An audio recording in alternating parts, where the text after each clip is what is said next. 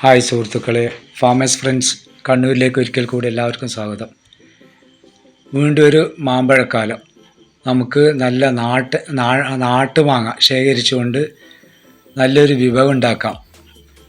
ആദ്യമായിട്ട് നമ്മൾ കുറച്ച് മാങ്ങ ഇതിപ്പോൾ എൻ്റെ വീട്ടുപറമ്പിലുള്ള നാട്ടുമാവാണ്.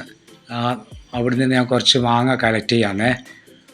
വീണടക്കുന്ന മാങ്ങ ഇതുപോലെ പരതി എടുക്കണം, എന്നാലേ മാങ്ങ കിട്ടുള്ളൂ.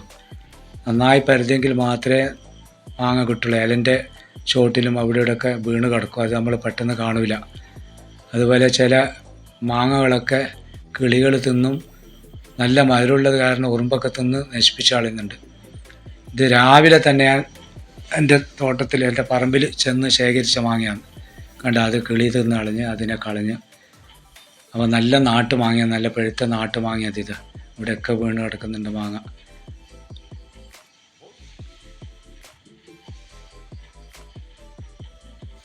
മാങ്ങ ഉണ്ടോ?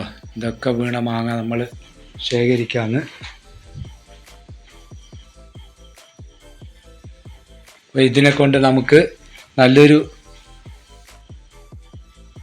ഭക്ഷണം ഉണ്ടാക്കാം, നല്ലൊരു വിഭവം ഉണ്ടാക്കാം. കാരണം നമ്മളെ പൂർവികരൊക്കെ, നമ്മുടെ മുൻഗാമികളൊക്കെ ഉണ്ടാക്കുന്ന മാങ്ങ സീസണിൽ ഉണ്ടാക്കുന്ന ഒരു വിഭവമാണിത്.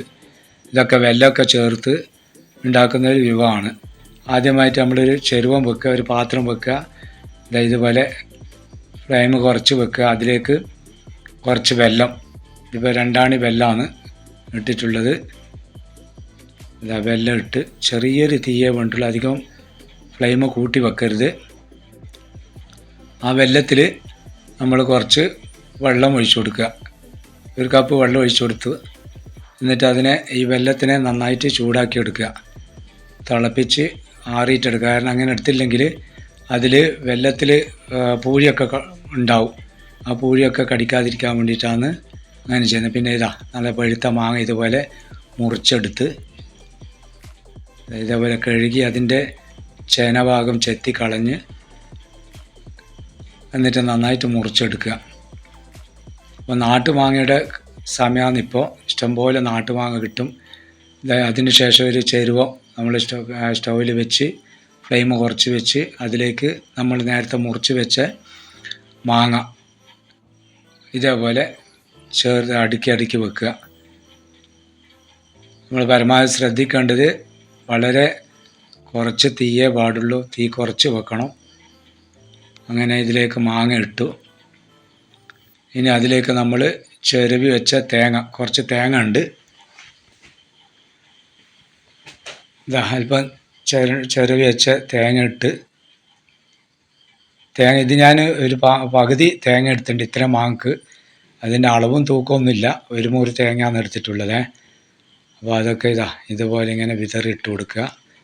അതിൻ്റെ ശേഷം അതിൻ്റെ മേലെ നമ്മൾ നേരത്തെ തയ്യാറാക്കി വെച്ച വെല്ലം, കുറുക്കിയ വെല്ലം, അതിനൊരു അരിപ്പ് വെച്ച്, ചായ അരിപ്പ് വെച്ചിട്ട് ഇതേപോലെ ഒഴിച്ചു കൊടുക്കുക വെല്ലം.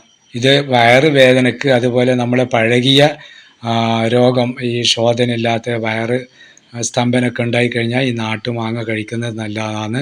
നമ്മളെ കുടലൊക്കെ ക്ലിയറാക്കി കിട്ടും. ഇത് നമ്മുടെ മുൻഗാമികളൊക്കെ ഈ മാങ്ങ സീസണിൽ ഇങ്ങനെ ചെയ്യുമായിരുന്നു. അത് റെഡിയായിപ്പോൾ മാങ്ങ. ഇനി നമുക്ക് ഇത് കഴിക്കാം. എൻ്റെ വീഡിയോ ഇഷ്ടപ്പെട്ടു കഴിഞ്ഞാൽ സബ്സ്ക്രൈബ് ചെയ്യാൻ മറക്കരുത്, ലൈക്ക് ചെയ്യണേ, കമൻറ്റ് ചെയ്യണേ. Okay, bye.